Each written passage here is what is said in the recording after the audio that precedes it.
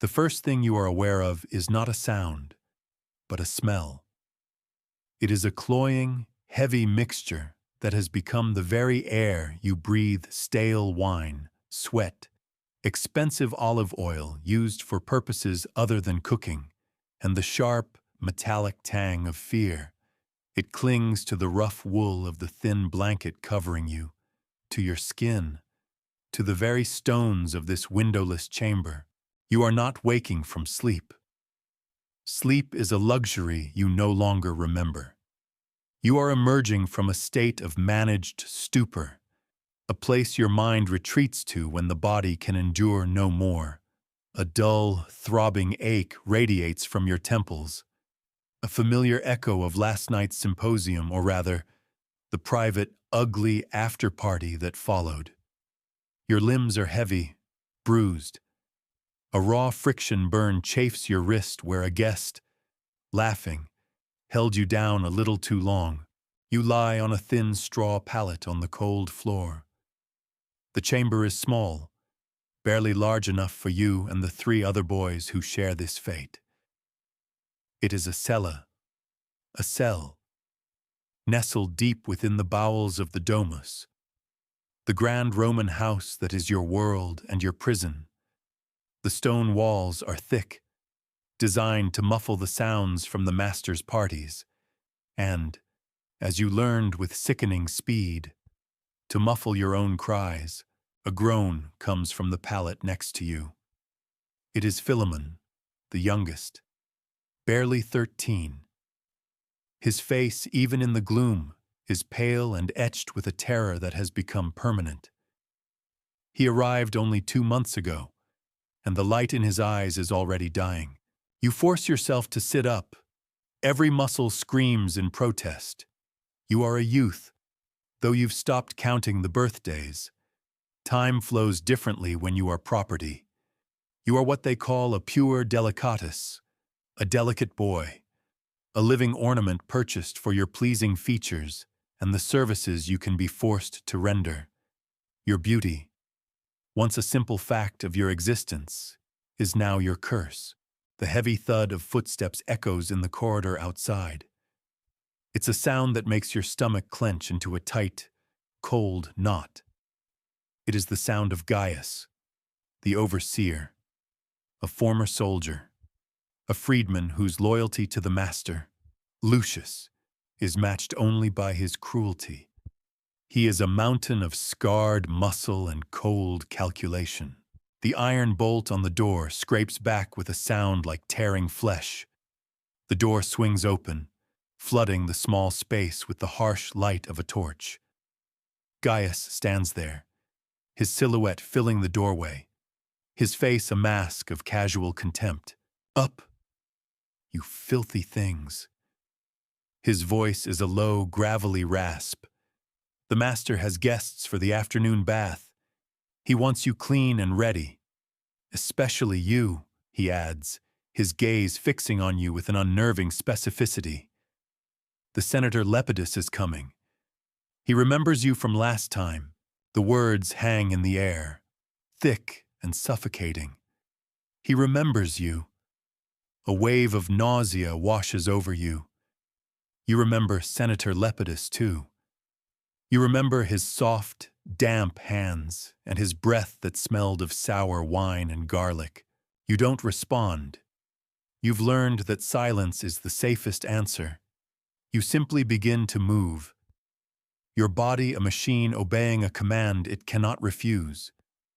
You are a thing to be washed, oiled, and presented, a vessel, an object of another man's pleasure. This is your reality, and as you rise, the cold iron ring around your ankle, a subtle marker of ownership hidden beneath your tunic, feels heavier than ever before. It is a constant, cold reminder. You are not a boy. You are not a person. You are property of Lucius Cassius Varro, a respected citizen of Rome.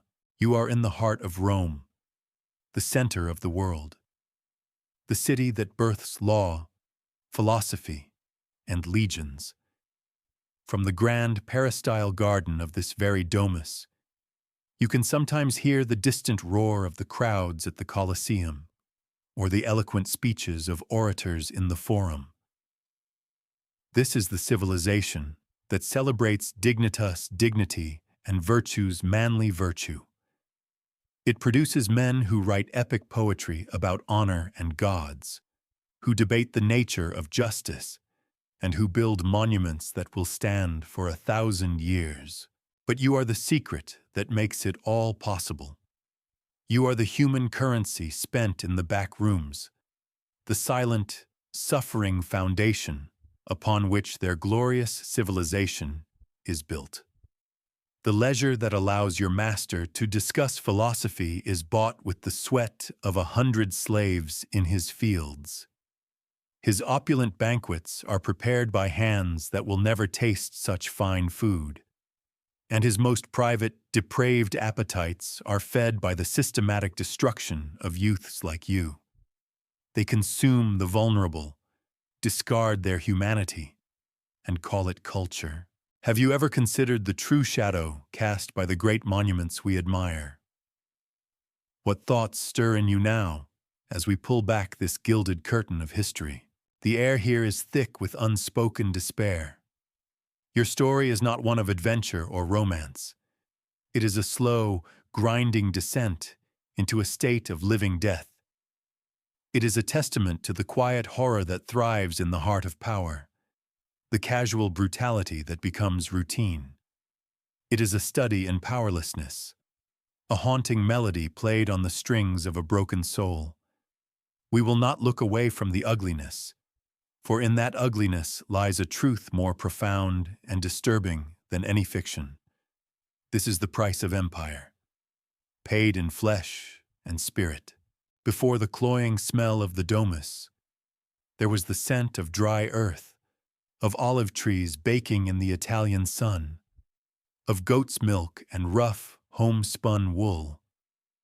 Your world was a small tenant farm nestled in the hills of Samnium, a life of relentless toil, but one that was, at least, your own. You were not Roman citizens, just people of the land, forever living on the knife's edge of survival. Your father was a man whose hands were as gnarled as the olive branches he pruned. Your mother's face was a map of worries, but her smile, when it came, was like the sun breaking through clouds. You remember running through the fields, your feet bare and tough, chasing lizards among the hot stones. You remember the taste of the hard cheese your mother made, the stories your grandfather told of the old wars against Rome. Stories whispered with a mixture of pride and lingering fear. Life was a fragile balance. A good harvest meant you could pay the landowner and have enough grain to last the winter. A bad harvest meant debt, and debt, in this world, was a ravenous wolf. The wolf came in the form of a blight that turned the wheat fields black and brittle. It came as a fever that took your younger sister in the dead of winter. It came as an injury to your father's leg, a fall from a ladder that left him unable to work the fields. His moans of pain a constant soundtrack to the family's growing desperation. The landowner, a man who lived in a distant city and was known only through his unforgiving agents, wanted his due. The debt mounted like a funeral pyre. One day, the agent came, not for grain, but for a different kind of payment. He was a man with cold eyes and a ledger book that held the power of life and death. He looked at your father's useless leg, at your mother's tear-streaked face, and then his eyes fell on you. You were 12, on the cusp of manhood, with the smooth skin and dark, clear eyes of your mother. You were healthy, strong, valuable. The agent made an offer, not a demand. An offer, which was somehow crueler. He spoke of a contract of service in Rome, an apprenticeship, a way to clear the family's debt and perhaps even send money home. The words were wrapped in a thin veneer of opportunity, but you saw the truth in your father's broken gaze. They were not selling your labor. They were selling you. The landowner would be paid not in coin, but in flesh. Your flesh. The mango, the slave dealer, arrived a week later. He did not look like a monster from a story. He was a businessman, dressed in a practical tunic, his face weathered from travel. He set up a small table outside your hut, a ledger and inkpot laid out with methodical precision. He came not like a vulture, but like a merchant, which was far more terrifying. It normalized the horror. He offered an immediate clearing of the debt and a small purse of silver besides, in exchange for a 20-year service contract. 20 years. A lifetime. You were too young to truly comprehend the span of it, but you understood the finality in your parents' silence. "He's a good-looking boy," the mango said, his voice devoid of emotion as he walked around you, appraising you like livestock. "Strong back, clear skin. He'll be good for household service. The market for that is always strong." He reached out and tilted your chin up. You flinched from his touch, his fingers feeling like cold slugs on your skin. Your father, a man who had faced down wild boars, could not meet your eyes. Your mother turned away, a choked sob escaping her lips as the dealer discussed your price, your value, your future, as if you were a sack of grain. You heard the words, promising, good stock, well suited for domestic duties. Each word was a nail in the coffin of your life. The dealer counted the silver coins into your father's hand. Each clink of metal was a year of your life being signed away. Your father's hand trembled so violently he almost dropped the purse. Your mother wept, but she did not stop him. What could she do? The alternative was starvation for them all. It was a choice between horrors. The mango smiled a thin, bloodless smile. "It's a great opportunity for the boy," he said, the lie as smooth as worn stone. "He'll see the world, learn a trade. He might even return a rich man one day." You knew it was a lie. You saw it in the hollow despair of your father's eyes. You felt it in the way your mother clung to you for a final, desperate moment. Her tears hot on your neck. "Be strong, my son," she whispered, her voice breaking. "Don't forget us." It was the last time you ever heard her voice. In that moment of transaction, could you feel the agony of your parents? Or were you consumed only by the terror of your own fate? What would you whisper back to your mother? The journey to Rome was an awakening to a new kind of hell. The dealer's promise of seeing the world was a mockery. Your world shrank to the length of the rope that bound you to the other recruits, and the constant chafing friction of the collar around your neck. You were part of a coffle, a chain gang of human misery, bound together by iron and despair. Your feet, once tough from running barefoot on the hills, were soon blistered and bleeding from the relentless march on hard Roman roads. The other children cried for their mothers until their throats were raw, or until a sharp blow from one of the dealer's guards silenced them. The adults, for the most part, were silent, their faces carved with a stoic resignation that was more chilling than any cry. You learned from them. You learned to swallow your tears, to hoard your energy, to become a ghost in your own body. You marched past landscapes that should have been beautiful, sun-drenched olive groves, sparkling coastlines, mountain passes shrouded in mist. But you saw none of it. Your vision was filled with the dusty heels of the person in front of you and the ever-present rope. The beauty of the world was a cruel joke, a paradise you were being dragged through in chains. At night, you were tethered to a stake driven into the ground, huddled together for warmth on the cold earth. You listened to the stifled sobs of the others, felt the unyielding weight of the iron collar against your throat, and stared up at the same stars that once shone over your home. They seemed impossibly distant now, cold and indifferent. Sometimes, an older boy, one who had been on the road longer, would whisper bits of advice. Don't fight them. It only makes it worse. Eat whatever they give you. Save your strength. His voice was a dry rustle of leaves, devoid of hope, offering only the grim wisdom of survival. Along the way, the dealer would sometimes meet with prospective buyers, landowners, or agents who came to inspect the merchandise on the move. These men would walk down the line, their eyes cold and appraising.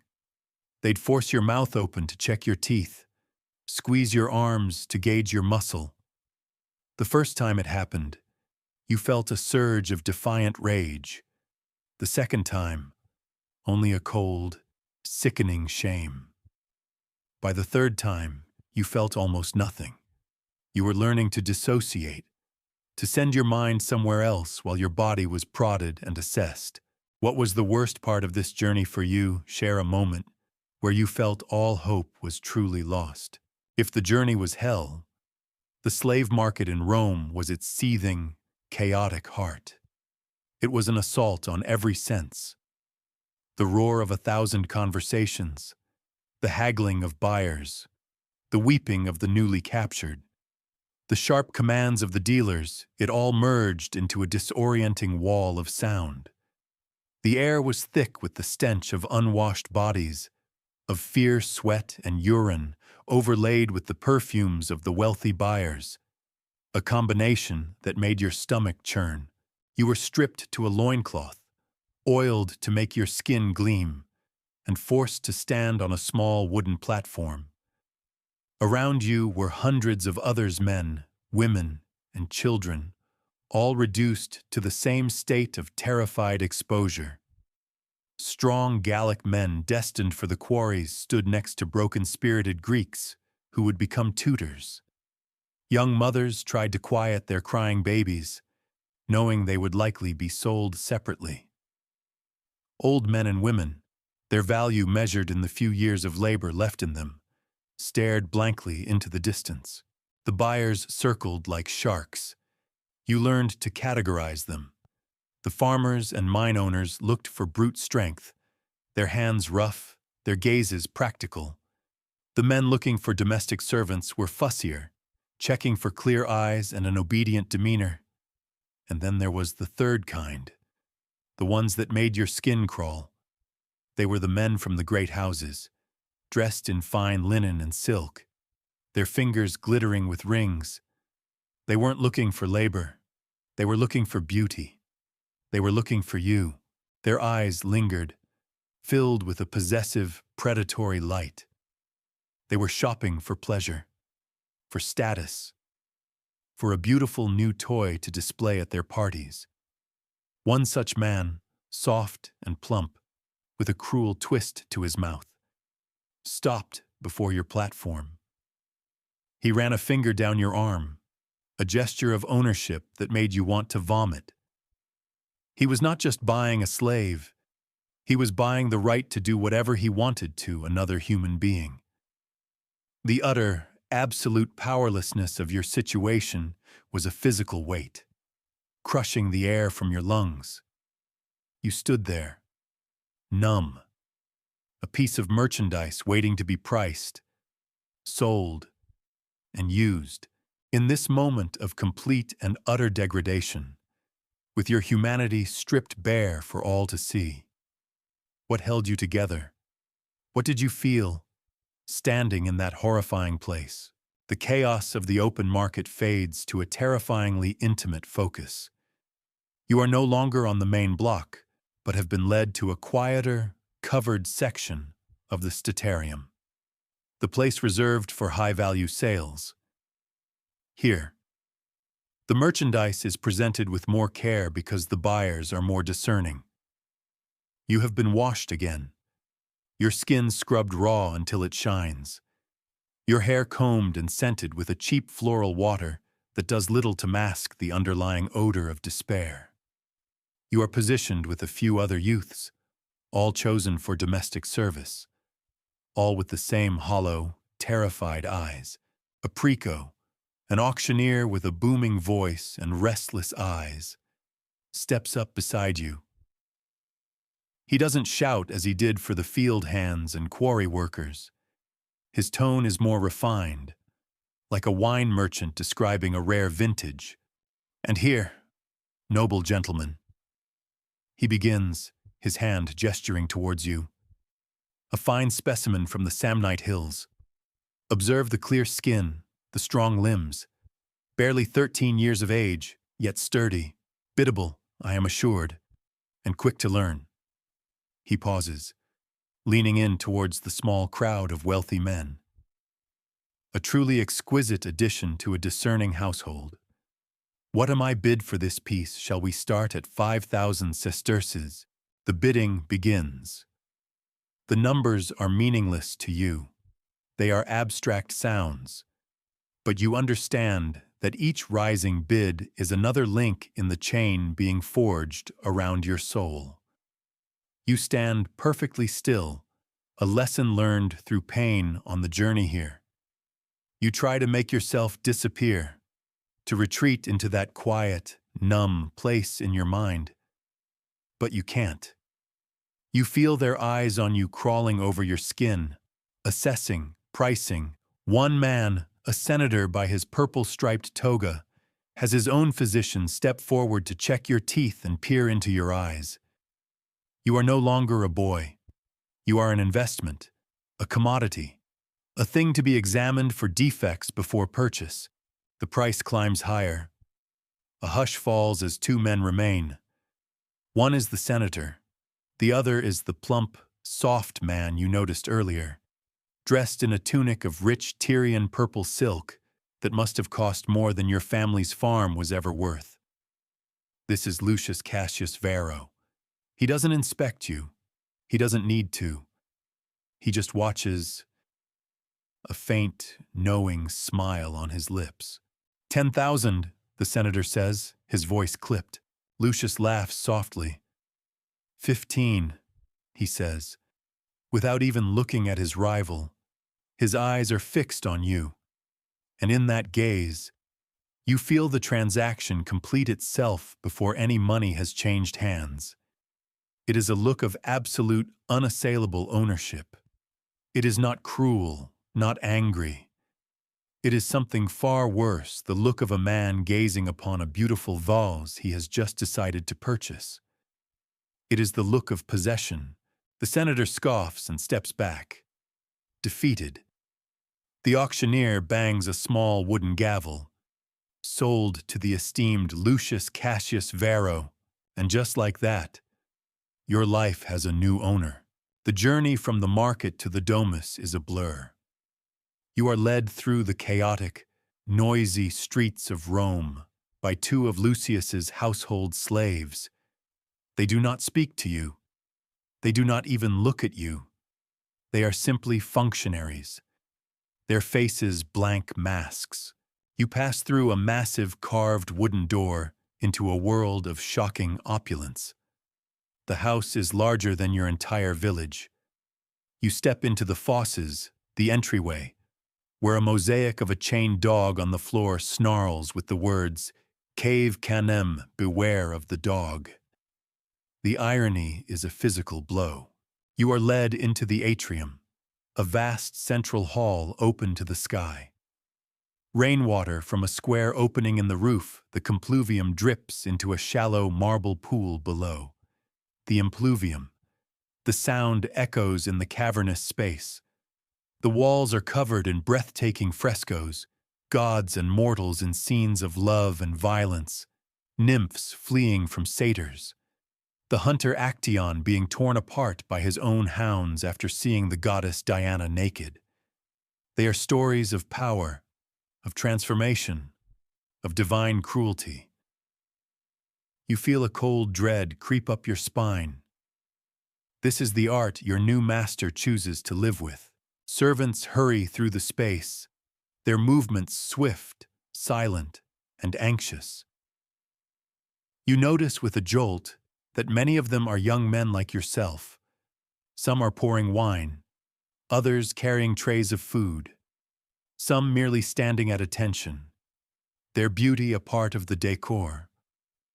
They are all dressed in fine tunics, their hair styled, but they all share the same look.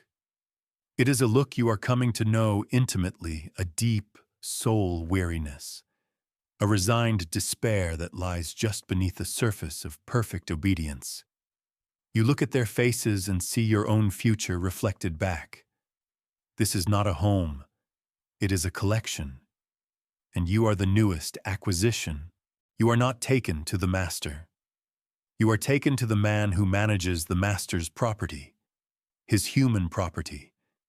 You are led through the peristyle, a stunning inner courtyard garden with a fountain and fragrant flowers, and into the servants' wing. There, you meet Gaius. He is the man whose footsteps you heard in the corridor of your nightmares this morning.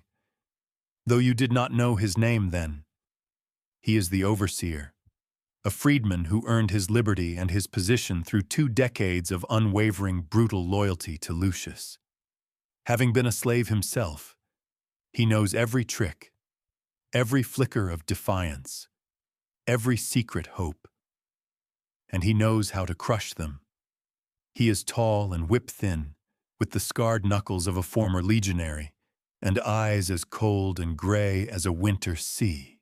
He circles you slowly, his gaze even more violating than the buyers at the market. It is not a look of assessment, but of deconstruction.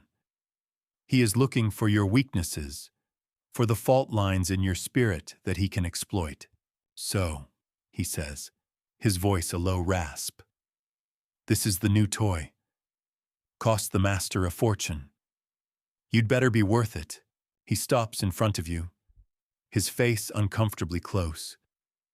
In this house, he continues, his voice dropping to a conspiratorial whisper. There are 2 paths. The path of obedience, which leads to a full belly and an unbroken body, and the path of defiance.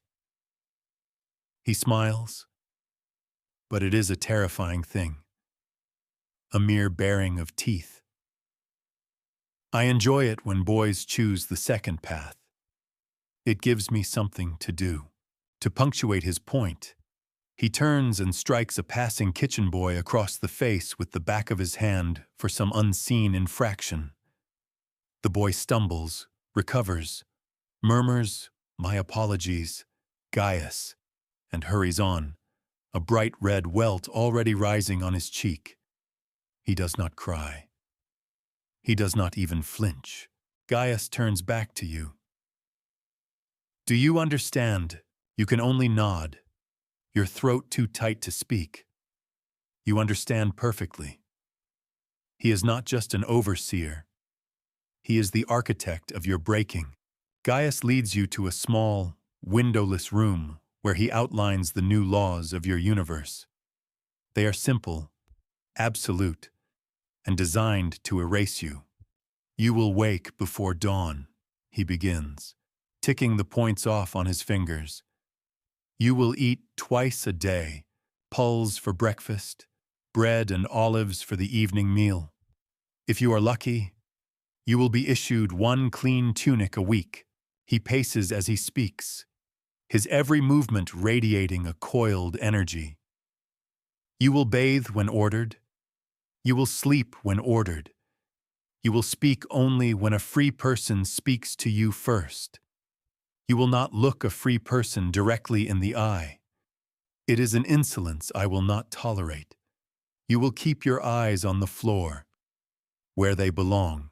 He stops and turns to face you, his expression deadly serious. And the final rule, the only one that truly matters, you will never, under any circumstances, Refuse a command. Not from me, not from the master, and not from any of his guests. Do you understand what any command means?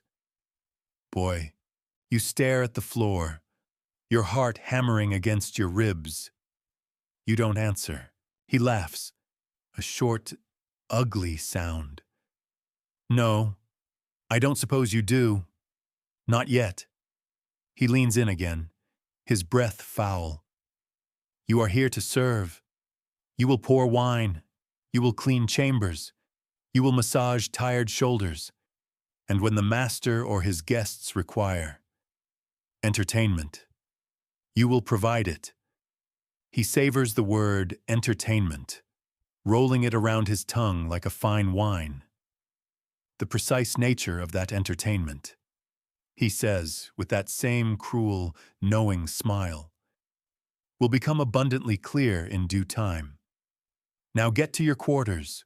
Your new quarters are in the basement, a long, narrow cellar that houses the other pueri delicati. The air is damp and smells of straw and stale bodies. A row of thin pallets lines one wall. The stone is thick, you notice, and the door is heavy oak. It's a room designed to contain sound. You quickly and sickeningly understand why. A few other boys are already there. They look up as you enter, their expressions a mixture of pity and weary recognition. No one smiles. An older boy with deep-set, sorrowful eyes, you later learn his name is Marcus, points to an empty pallet at the end of the row. That one's free, he murmurs. Lars didn't wake up last week. You sink onto the lumpy straw mattress. The reality of Gaius's words is beginning to sink in, a cold dread seeping into your bones. You understand that resistance is futile. It only leads to more pain. You have seen how the most compliant boys are sometimes given a piece of fruit from the master's table, or a slightly less threadbare blanket. Compliance earns you small privileges that are not privileges at all, but merely a lessening of the constant misery. They are the gilded bars of the cage. That night, as you lie in the suffocating darkness, a small figure huddles close to you.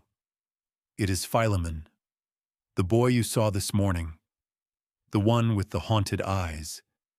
He is the son of a failed merchant from Corinth, sold to pay his father's debts. He has been here for 2 months, but it looks like a lifetime. He speaks in a whisper so faint you can barely hear him over the sound of your own breathing. The first time is the worst, he says, his voice trembling. At the convivium, the banquet, they'll make you serve the wine. They'll laugh and talk their philosophy. But the wine makes them different. He shudders. They'll call you over. They'll ask you to sing or recite poetry. And then the touching starts. Don't fight. It makes the master angry. Just go away in your head. It's the only thing you can do. His words are not a warning. They are a prophecy, a glimpse into the abyss that is waiting for you in the darkness. Listening to Philemon's terrified whispers, what did you imagine that entertainment would be? What was the dominant feeling coursing through you, fear, rage, or a profound, chilling emptiness? The Roman convivium, the banquet, is on its surface, the pinnacle of civilization. It is where the elite of Rome gather men of power, wealth, and intellect. They recline on cushioned couches in the triclinium, the grand dining room, its walls adorned with more vibrant and often violent frescoes. In the early hours, the air is filled with sophisticated conversation. You hear them debate the stoic virtues of self-control, discuss the latest political maneuvers in the Senate, or critique the verses of a new poem by Horace. It is a performance of intellect and refinement, a carefully constructed facade of enlightened discourse. But you learn quickly that this is only the first act. The true purpose of the convivium is not intellectual, but sensual. As the hours wear on, and the Falernian wine flows like water, the facade cracks and crumbles. The philosophical debates devolve into drunken boasts. The literary criticism gives way to crude jokes and lewd stories. The veneer of civilization is washed away by rivers of alcohol, revealing the raw, predatory appetites that lie beneath. And you, and the other boys, are the main course. Initially, your role is simple. You serve the food dish after dish of exotic and expensive fare. You refill the wine goblets, moving silently and efficiently through the room, your eyes always downcast. You are meant to be invisible, a functioning part of the room's machinery. But as the night deepens, your role changes. You are no longer invisible. You become the focus. Philemon's prophecy comes true. The preparations are a ritual of humiliation in themselves.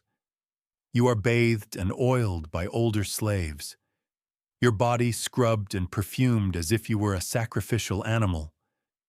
You are dressed not in the standard coarse tunic, but in a fine, almost translucent silk garment, designed to hint at the form beneath. A silver chain is sometimes clasped around your neck, or a garland of flowers placed in your hair. You are being decorated, marked as an object of entertainment. The process is cold and impersonal, and with every stroke of the oil-slicked cloth, you feel another layer of yourself being stripped away. You watch with a knot of dread in your stomach as your master, Lucius, a man who lectures his son on dignitas by day, becomes a monster of indulgence by night. You see respected senators, men who pass laws that govern millions, engage in behavior that would shame a brothel keeper. You see poets who write about the sublime beauty of love, treat the human beings they own as nothing more than playthings. The hypocrisy is so profound, so complete, that it feels like a form of madness.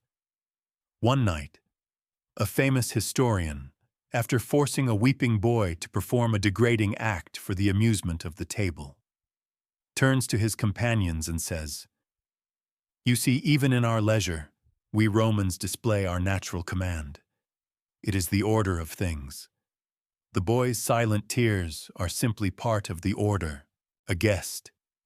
His words slurred with wine will shout, 'Lucius, bring out your new Samnite toy. Let's see if he has any spirit.' And all eyes will turn to you." Witnessing these spectacular displays of hypocrisy, what do you find most disgusting, the blatant cruelty, or the intellectual justifications that accompany it? It doesn't begin with overt violence. It begins with small, insidious transgressions that blur the line between service and violation. A hand that lingers too long on your arm as you pour wine, a command to feed a guest a grape from your own fingers, a request to massage a man's shoulders that turns into an unwanted caress down your back. Each moment is a test, a small step across a boundary you are powerless to defend. You learn to read the signs the way a conversation quiets, the predatory glint in a drunken man's eye, the shared knowing looks between the guests. Your first special service comes from Senator Lepidus, the man Gaius mentioned. He is old, with watery eyes and skin like wrinkled parchment. He beckons you to his couch, his voice deceptively gentle. "Come, sit with me, boy," he says, patting the cushion beside him. "Tell me of your home. Do you miss your family?" The questions seem kind, a flicker of human interest in this den of wolves. You hesitantly sit, mumbling answers about the hills and the olive trees. He offers you a sip of his wine, a gesture of seeming generosity. His hand rests on your shoulder, then slides down your back, his fingers tracing your spine. You stiffen, a cold wave of revulsion washing over you. You try to shift away, but his grip tightens, his fingers digging into your flesh like talons. "Be still," he whispers, his voice no longer gentle. It is the voice of command. You look around for help, but there is none. The other guests have noticed. The philosophical chatter has died down. They are watching, their faces a mixture of detached curiosity and drunken amusement. You are the evening's entertainment, a live performance. Lucius, your master, catches your eye from across the room and gives a slight, almost imperceptible nod, a clear signal of permission, of command. What happens next is a blur of horror that is seared into your memory forever. Your choked protest is met with a soft, cruel laugh.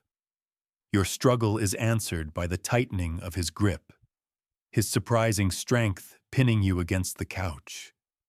You feel the fine silk of your tunic tear. You feel the hot, sour wine on his breath against your cheek. You feel a pain, sharp and violating, that is more than just physical. It is the sound of something inside you shattering. It is the brutal, definitive end of your childhood. Later, you are shoved out of the room. You stumble back to the dark, silent cella in the basement. You lie on your straw pallet, staring up at the stone ceiling, trying to breathe. Your body is a landscape of pain, but it is the wound to your spirit that bleeds the most. You are no longer a person who has been violated. You are a thing that has been used, an object of amusement for men who write laws and histories. That is what you have become. And you know, with a certainty that feels like death itself, that this is only the beginning. After that first night, the dam of restraint breaks. You learn that cruelty, like any appetite, grows with feeding. You become a canvas upon which the guests paint their darkest desires. Some men prefer simple, brutish force. Others derive a more twisted pleasure from elaborate games of psychological humiliation. There is a spirit of competition among them who can be the most creative in their depravity, who can break a new boy's spirit most completely. Gaius, the overseer, not only allows this but encourages it. A broken horse is an obedient horse, he is fond of saying.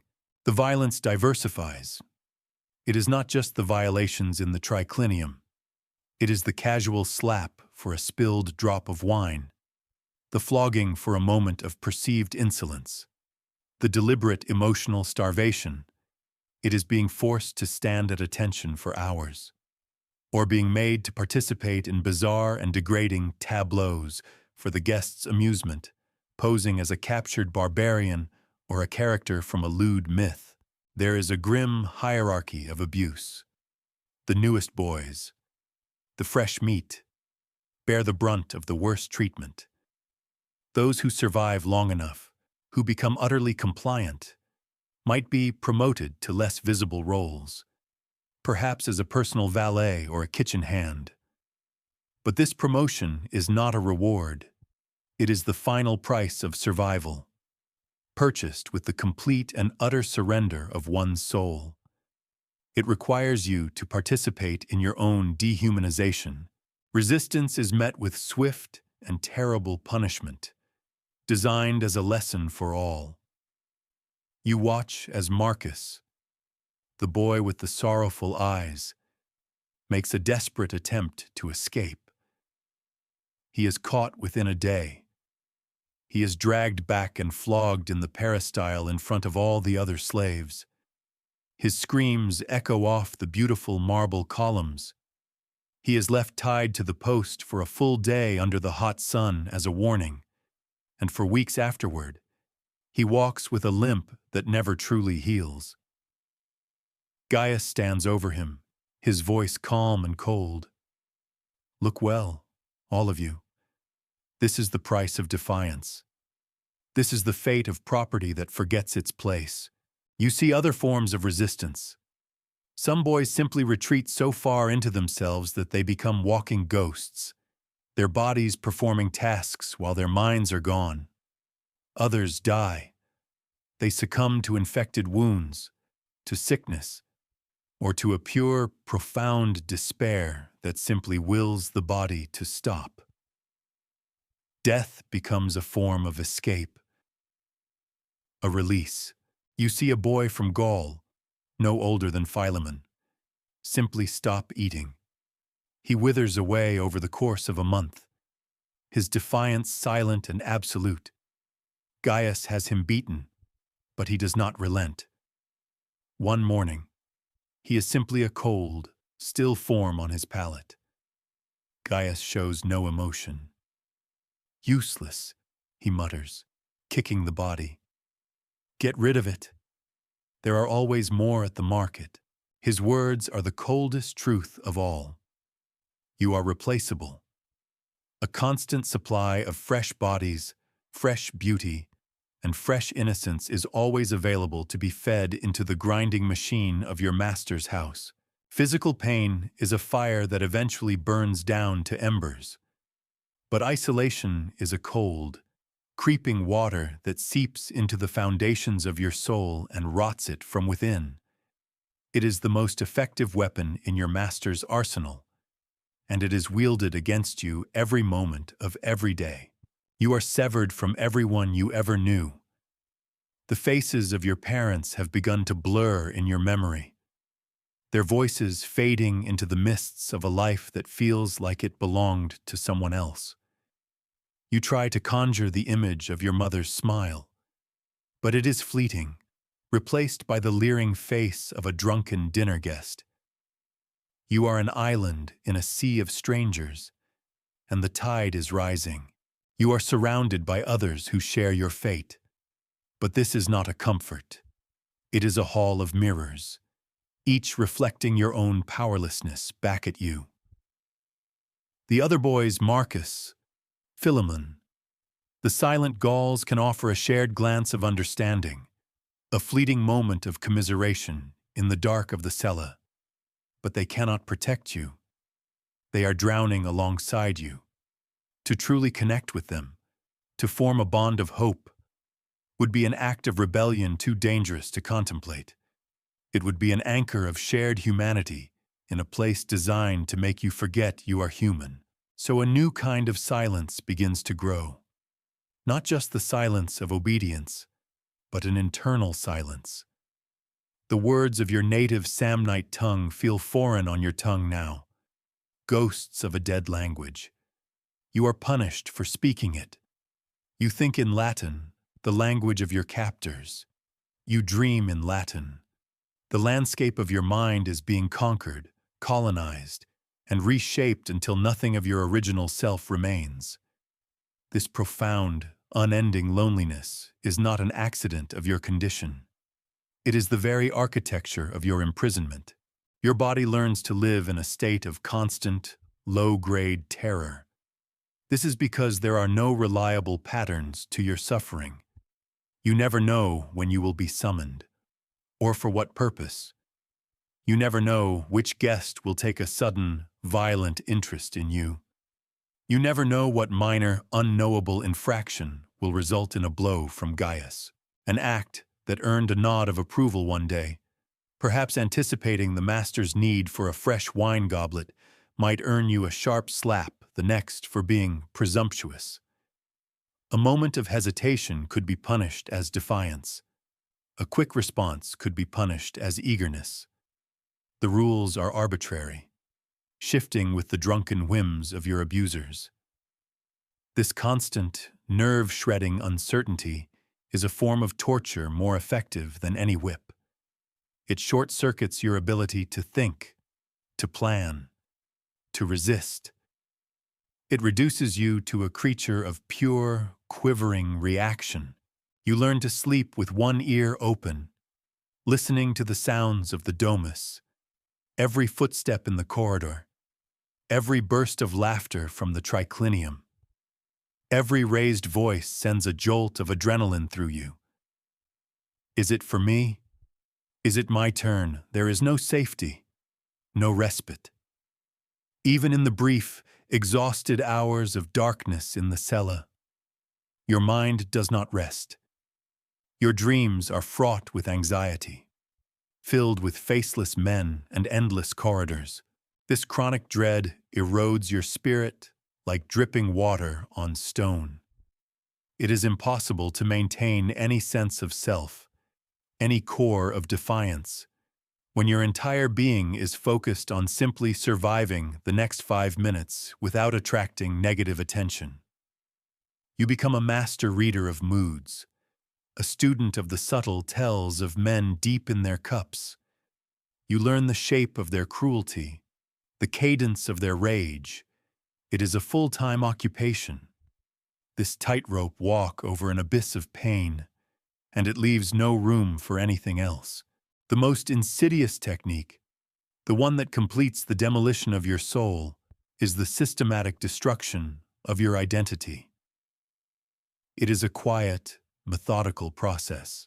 One afternoon, Lucius summons you. He is reclining in the peristyle, admiring a new statue.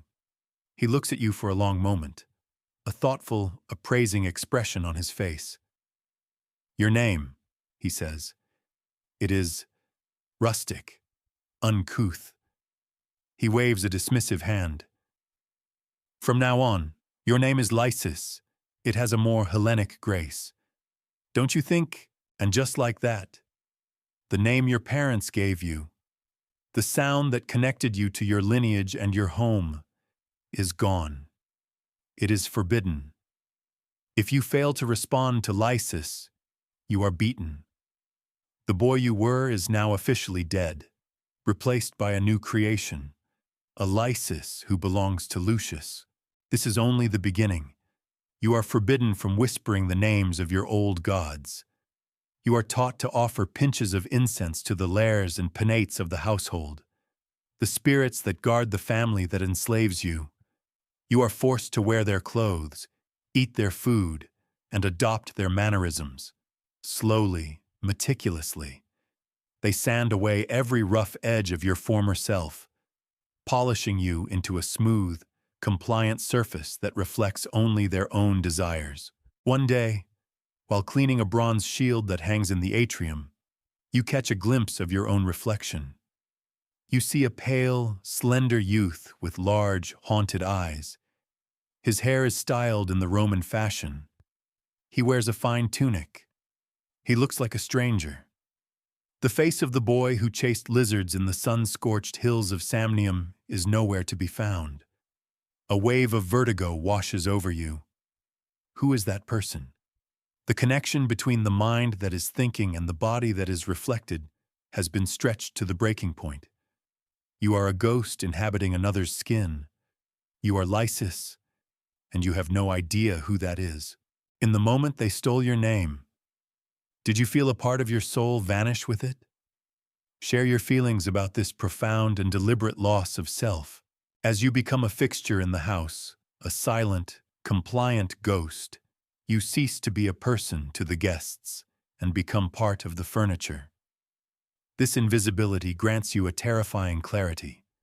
You are no longer just a victim of their appetites. You are a student of their hypocrisy. The men who use and abuse you are not fringe degenerates hiding in the shadows. They are the pillars of Roman society. They are the men whose statues line the forum, whose words shape the law, whose patronage builds the temples. In the private theater of the domus, they remove their public masks, revealing the rotten core beneath the veneer of virtue. There is Aemilius Paulus, a respected senator known for his fiery speeches in the Curia on the sanctity of Roman tradition and the importance of civic duty. He speaks with a voice that can sway a crowd, a voice that drips with gravitas. In public, he is the image of a stern Roman patriarch. In private, He takes a particular delight in intellectual cruelty. He will force you into a humiliating pose and then stand over you, quoting lines from Virgil's Aeneid about piety and honor. "Do you see, Lysis?" he'll ask, his voice calm and patronizing as you tremble from shame. Even in this, there is an order, a structure, the conqueror and the conquered. It is the story of Rome. It is the will of the gods. He uses the very language of Roman greatness to sanctify his personal depravity. Then there is Titus Flamininus, a wealthy equestrian who made his fortune in shipping grain from Egypt. His public reputation is that of a great philanthropist. He has funded the construction of a new public bath and is known for his generous donations to the corn dole that feeds the city's poor. This reputation for civic generosity provides a perfect cover for his private savagery. His preference is not for humiliation, but for pain. He believes that cruelty is a form of education. He will inflict pain with a cold, detached air, as if conducting a philosophical experiment. Pain clarifies the mind. Boy, he once told you after a session that left you unable to walk properly for 2 days. It teaches you the natural order of things. It reminds you of your place. To him, your scars are not signs of his sadism, but lessons in social hierarchy. Perhaps the most chilling of all is the Stoic philosopher, a man named Cato the Younger, no relation to the famous one, but he adopted the name for effect. He writes treatises on ethics, on the good life, on achieving a state of apatheia, a serene indifference to passion and emotion. His public lectures are filled with soaring rhetoric about virtue, self-control, and respect for the divine spark within all beings. But when the wine has loosened his tongue and stripped away his philosophical pretenses, he becomes a monster who uses his intellect as a weapon. He will justify his every cruel act with a twisted, complex philosophical argument. He'll explain, as he forces you into a degrading position, how this is merely an exercise in demonstrating the dominance of reason, his over-base matter, your body. He is not indulging a passion, he claims. He is performing a rational act. Your suffering is merely an irrelevant byproduct of his philosophical consistency.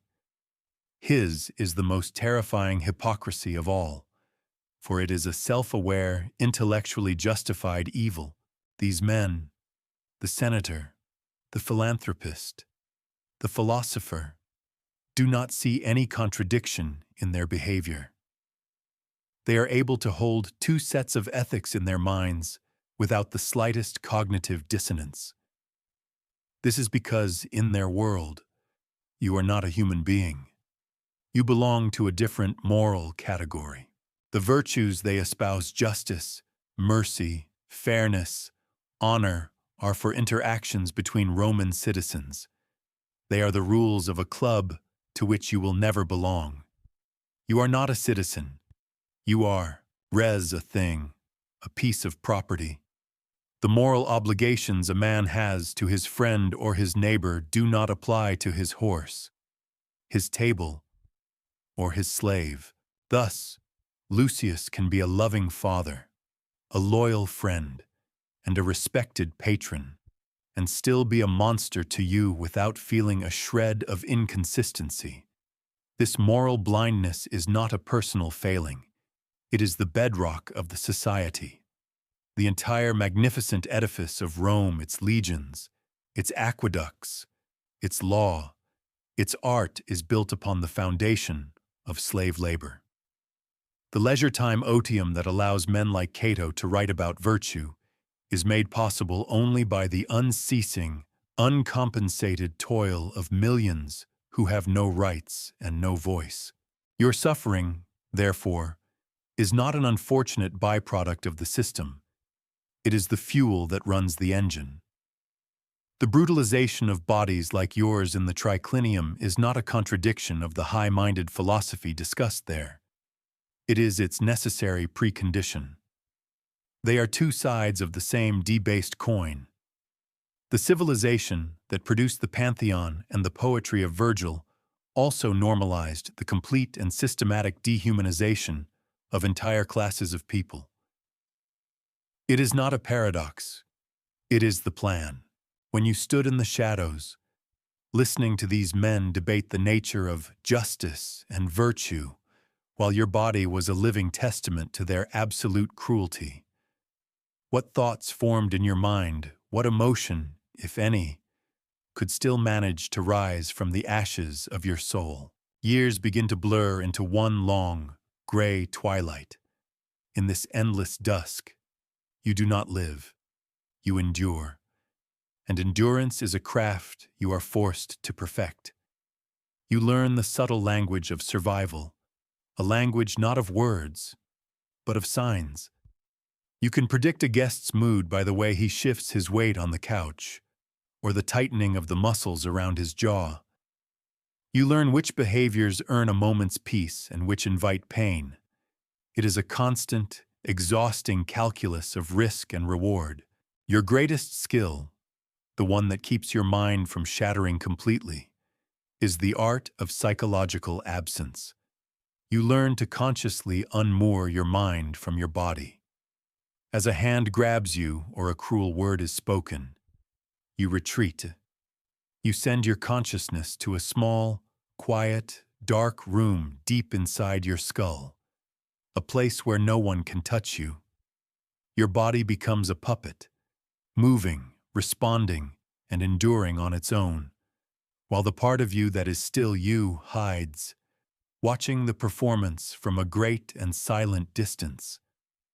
This dissociation is not madness. It is the only sanity available to you. But this survival comes at a terrible price.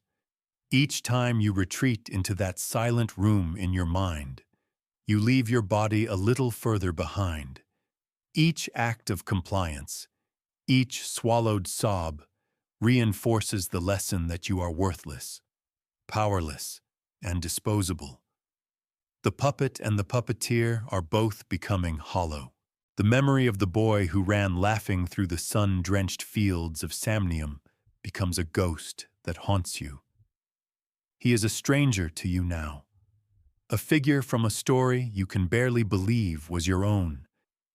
You, Lysis, are a shadow that moves through a grand house, your feet silent on the mosaic floors, your eyes empty. You are a wraith haunting the shell of your own body. The only family you have now is the broken one in the basement cellar. The other boys, the ones who survive, are your silent brethren. Bound by the fellowship of shared trauma, you develop a language that requires no words, a subtle glance to warn of Gaius's foul mood, a slight nod to signal danger from a particular guest, a hand discreetly left on a shoulder in the dark after a nightmare. You share scraps of stolen food and whisper comforts to the newcomers, knowing how futile the words are. But even this fragile bond is poisoned by the system that created it. Gaius and the Master are experts at pitting you against each other. A small favor, a less arduous chore. A better piece of bread can be earned by reporting a minor infraction. The competition for the smallest crumbs of mercy can turn friends into informants, and desperate solidarity into bitter rivalry. You learn the hard way that trust is a luxury you cannot afford, and that in this house, you are truly, fundamentally, alone. The most profound loss is the loss of your own past. At night, lying on the straw, you try to remember your mother's face, to hold it clearly in your mind. But the image keeps dissolving, her gentle features replaced by the sneering, wine-flushed face of Senator Lepidus.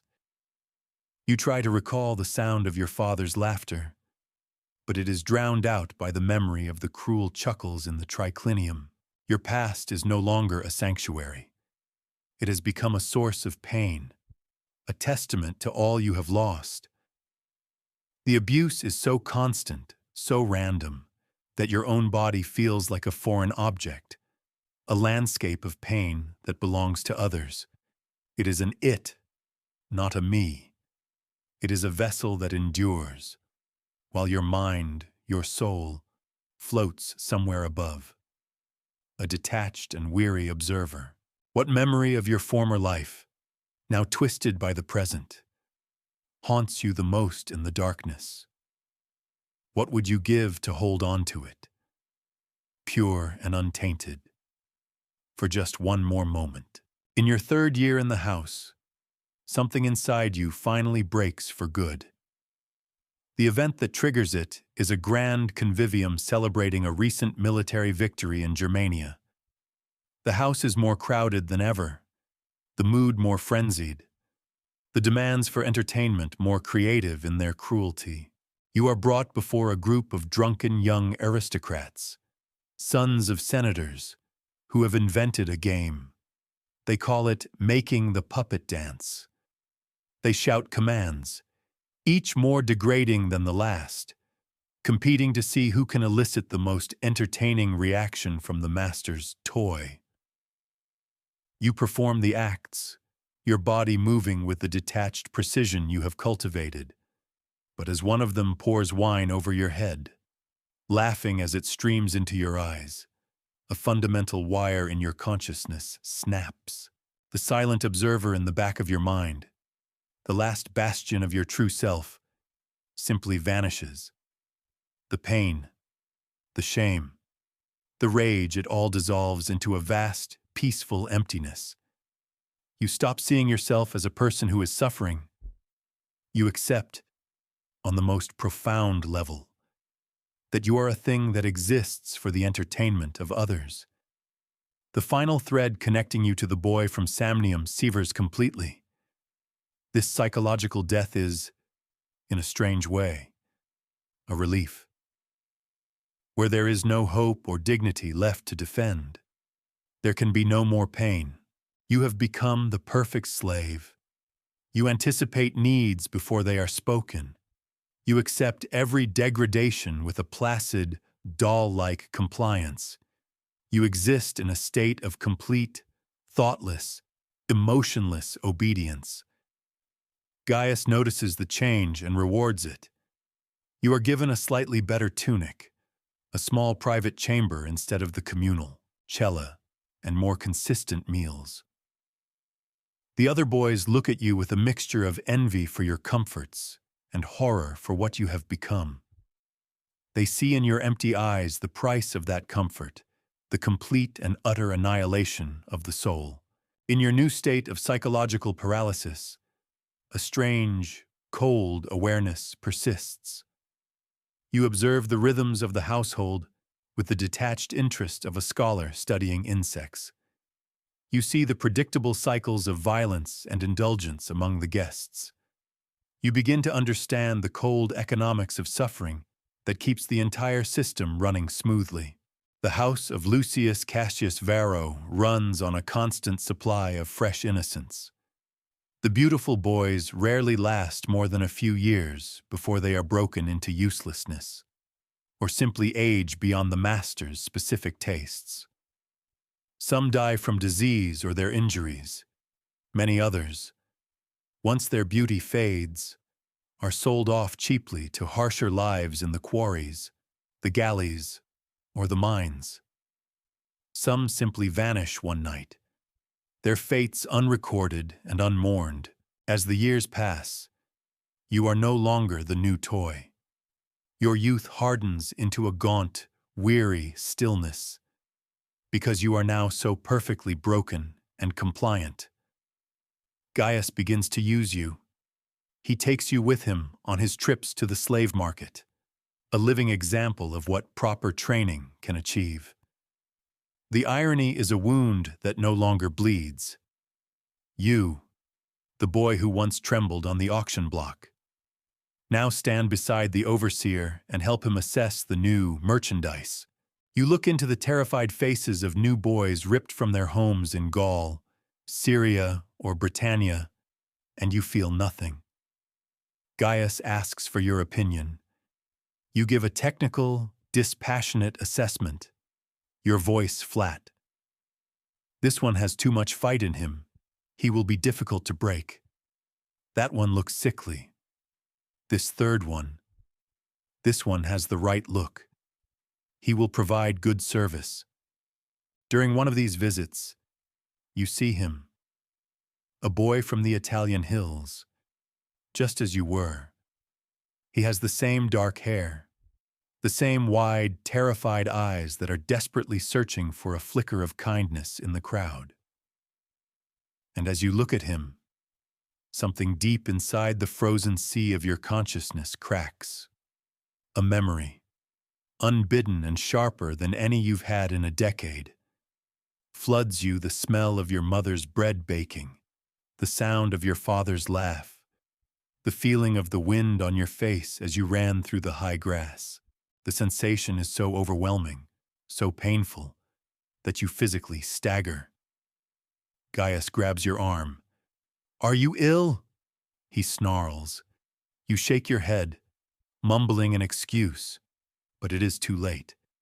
Seeing the boy has reawakened something you thought was long dead. It is not hope. It is grief. A profound, agonizing grief for the person you once were, for the life that was stolen from you. The boy is sold to another household, but his image is burned into your mind. That night, for the first time in years, you dream of home, and you weep. The return of memory makes you defective. The placid emptiness is gone, replaced by a visible, haunting sadness in your eyes. You are no longer a perfect, pleasing ornament. For Lucius, it is a simple matter of economics. You are sold. Your death does not come at the hands of a cruel guest or in a dramatic fashion. It comes slowly, quietly, in the suffocating darkness of a silver mine in Hispania. It is a place where men are sent to be consumed by the earth. Your end comes not from a whip, but from the dust that fills your lungs and the relentless, soul-crushing exhaustion. In your final moments, lying on the cold stone of a mine tunnel, another condemned man, a fellow ghost, takes your hand. "What was your name?" he whispers in the darkness. Your real name. You find the strength to whisper the name you have not spoken in 20 years. The name your mother gave you. "I will remember it," the man says. And then you close your eyes, and the long twilight finally fades to black. This is not truly an ending, because stories like yours do not have endings. They are not sealed in the past. They echo through the corridors of time, a persistent, ghostly whisper in the places where power does not want us to look. Your unrecorded death in a forgotten mine is a testament to a chilling truth that behind every great achievement of civilization, there are countless, nameless victims whose suffering made it possible. The classical world we admire for its art, its philosophy, and its political innovations was built on a foundation of human misery so vast and systematic it is difficult to comprehend. The same Roman culture that gave us the rule of law, epic poetry, and engineering marvels also perfected and normalized the complete dehumanization of entire classes of people. This was not a contradiction of their civilization. It was a complementary and necessary aspect of its system. The leisure of the citizen was paid for by the bondage of the non-person. If we are honest with ourselves, we must admit that these systems still exist. They are better hidden now, laundered through complex legal frameworks and economic abstractions. But the fundamental dynamic is unchanged. The powerful exploit the powerless. Society builds its comfort on the pain of others, and the vulnerable are made to disappear into the very systems that consume them. preserving a plausible deniability for the rest of us. We live in a world where children are trafficked into sexual exploitation, while our societies have sophisticated debates on the philosophy of consent.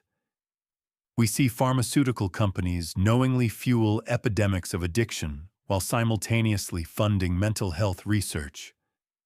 We watch as technologies designed to connect and educate become tools for the manipulation and radicalization of the young and vulnerable. The same moral blindness that allowed a Roman philosopher to torture a slave while writing about virtue allows a modern consumer to enjoy products made by child labor while advocating for human rights. The same dehumanizing classification that allowed a senator to see you as property allows modern systems to see refugees as statistics, workers as disposable resources, and children as data points. We tell ourselves we have evolved beyond such barbarism. But humanity's evolution in cruelty is more often towards sophistication than elimination. The systems are more complex, the justifications more nuanced, and the victims more geographically and emotionally distant from the beneficiaries. But the essential transaction remains the same. The pain of some is converted into the pleasure, convenience, or profit of others. The Roman convivium, where you were brutalized for entertainment, has its modern equivalents in the dark corners of the internet, where exploitation is entertainment. In the social media platforms that amplify self-harm for engagement, in the global economic systems that treat human beings as expendable resources. The faces change, the technology evolves, but the willingness to sacrifice the vulnerable for the comfort of the powerful is a constant. The most disturbing parallel is how our modern systems, like ancient Rome's, hide behind intellectual sophistication. Complex legal frameworks obscure simple moral questions. Economic theories provide cover for exploitation. We create beautiful art while ignoring ugly truths. We develop brilliant technologies while algorithms push the vulnerable towards self-destruction. We have sophisticated philosophical debates about ethics, while the most basic moral norms are violated in our name every single day. The boy whose story we have followed died forgotten in a mine. His name was lost, his suffering unrecorded in official histories, his voice silenced by those who found it inconvenient. But his experience echoes through time in the voice of every person who is treated as less than human for the benefit of someone else.